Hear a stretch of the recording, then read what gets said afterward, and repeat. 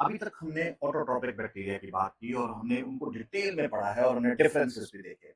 अब heterotrophic bacteria की बात करते हैं। हेटेरोट्रॉपिक का मतलब है कि they obtain their energy from outside source.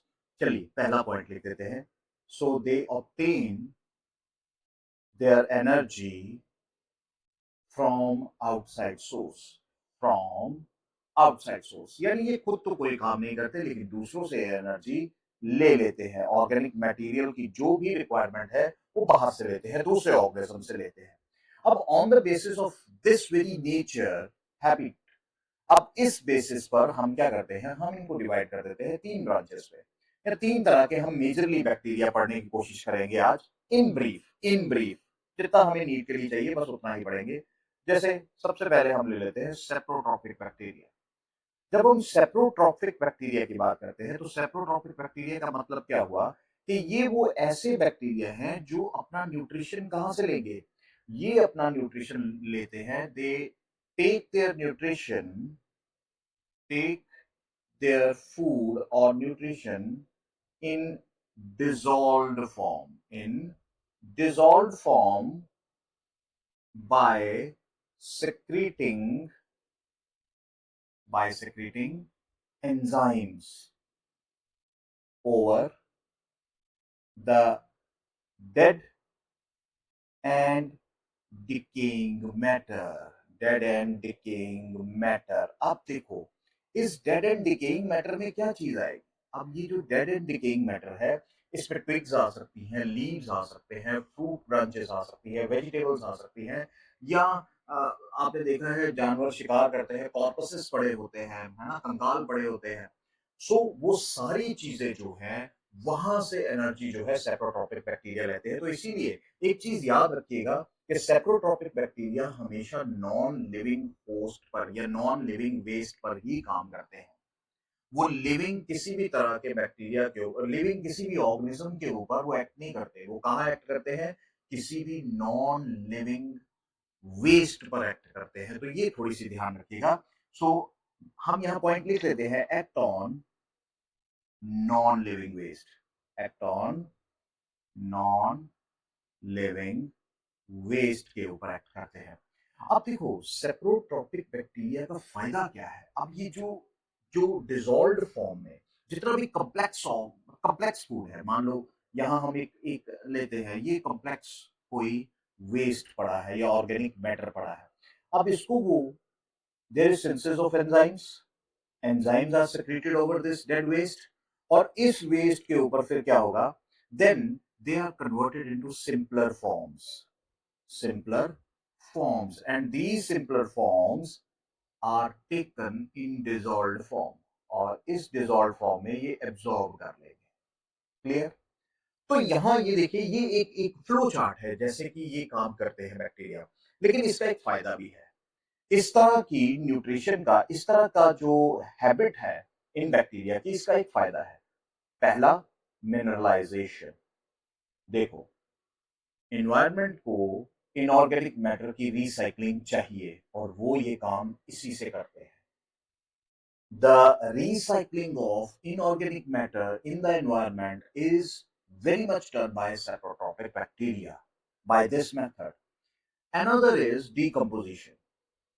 देखिए अब decomposition में भी इनका बड़ा रोल है, क्योंकि डेड एंड डिकेइंग मैटर की क्लीनिंग, नेचुरली वेस्ट है, खाना तो मिल रहा है लेकिन क्लीनिंग ऑफ द एनवायरनमेंट वो भी यही करते हैं। तो डिकम्पोजिशन भी एक बहुत इंपॉर्टेंट प्रोसेस है जहां पर ये दोनों प्रोसेस एक दूसरे से कनेक्टेड है। तो डिकम्पोजिशन एंड मिनरलाइजेशन, ये दोनों काम सेप्रोट्रॉपिक बैक्टीरिया करते हैं। और बहुत अच्छी एग्जांपल है, देखिए बहुत अच्छी एग्जांपल मैं आपको दूंगा। One very good example which is written in books is pseudomonas. It is pseudomonas bacteria जो ये डिकम्पोजिशन के लिए करता है। Another is bacillus subtilis bacteria, bacillus subtilis. तो देखिए ये कुछ एग्जांपल्स हैं जो आपने याद रखनी है और मेजरली यही सीडोमोनास के लिए आप याद रखिएगा। तो देखिए ये सेप्रोट्रॉपिक बैक्टीरिया है, सिंपल सी बात है। सेकंड हमारे पास क्या आ जाता है, सेकंड हमारे पास आते हैं जो सेकंड टाइप है, दैट इज सिम्बियोटिक बैक्टीरिया। अब सिम्बियोटिक बैक्टीरिया नाम से पता लग रहा है कि भाई ये बहुत ही फ्रेंडली बैक्टीरिया है, एक तरह से मैं कहूं। ये किसी को नुकसान नहीं पहुंचाते, ये किसी को नुकसान नहीं पहुंचाते। और वो क्या कर रहे हैं, they form A symbiotic association with other organisms. तो इनका काम क्या है कि एक तरह से एक सिम्बियोटिक एसोसिएशन करते हैं, यानी मिलजुल कर रहते हैं with other organisms, with other organisms. अगर दूसरे ऑर्गेनिज्म के साथ मिलकर रहते हैं तो इसका मतलब है काम भी अच्छा ही करते हैं। अगर ये किसी को मैं ऐसा कहूं कि अगर ये फायदा नहीं पहुंचाएंगे तो नुकसान भी नहीं देंगे। जैसे very good example is Escherichia coli और ई कोलाई बैक्टीरिया। देखिए ह्यूमन कॉलन में होता है और इसका काम क्या है, ये किस पे फीड करता है, it feeds on human waste inside the colon, human waste पे फीड करता है। लेकिन अब एक चीज है, नुकसान कोई नहीं पहुंचाता, लेकिन इसका एक बहुत बड़ा फायदा है, it synthesises certain important vitamins, it synthesises synthesis of vitamin B and K, इसकी सिंथेसिस ये करता है। बात समझ आ रही है। और एक बहुत इंपॉर्टेंट सिम्बियोटिक इस ई कोलाई की एक और बात है कि अगर ये वाटर में प्रेजेंट है तो ये बताता है कि there is contamination of water by sewage. तो अगर वाटर में ई कोलाई की प्रेजेंस आती है तो it means water is contaminated by the sewage. Clear? जो पानी घरों से हमारे निकलता है, गंदा पानी, वो सारा सीवेज ही कहलाता है।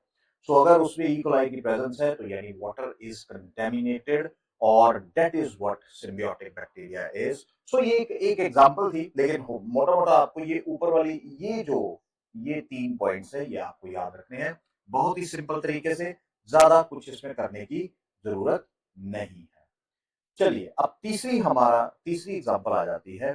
तीसरी जो चीज आती है जो बहुत ही कॉमन है, दैट इज पैरासिटिक बैक्टीरिया। देखो पैरासिटिक बैक्टीरिया क्या है, पैरासिटिक बैक्टीरिया वो बैक्टीरिया है विच depend upon the other organisms for food and nutrition.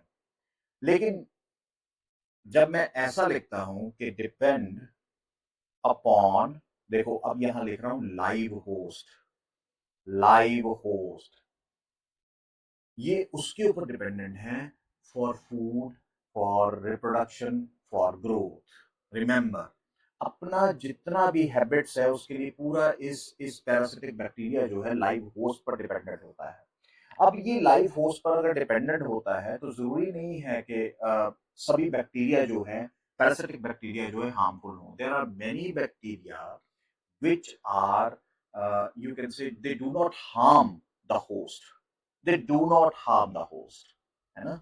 तो ये इंपॉर्टेंट चीज आपने याद रखनी है कि वो किसी को हार्म नहीं करते हैं। कोई पैरासिटिक का मतलब ये तो नहीं हम कह सकते कि सभी के सभी जो है वो हार्म करते हैं, लेकिन most of the parasitic bacteria, most bacteria, ये जो पैरासिटिक बैक्टीरिया है कॉज डिजीजेस, कॉज डिजीजेस। जैसे सिंपल सी बात है, सिंपल सी बात है, आप सिंपल ले लो कॉलरा, है ना, विब्रियो कॉलरे, मैं एक ही एग्जांपल लूंगा, विब्रियो कॉलरे। अब ये क्या है, कॉलरा कॉज करती है, बैक्टीरिया है ना, ट्यूबरक्लोसिस। तो ये इस तरह से आपको टॉपिक को तैयार करना है। तो ये एक सिंपल सा टॉपिक था जो आपके लिए बहुत इंपॉर्टेंट है, छोटा सा टॉपिक है, हेट्रोट्रोपिक बैक्टीरिया। अगर आप ये चीजें ध्यान में रखेंगे तो आई होप आपको नीट में बहुत हेल्प मिलेगी, आपके एकेडमिक एग्जाम में बहुत हेल्प मिलेगी। So I hope you like the lecture, so do share, comment, subscribe. Thank you very much.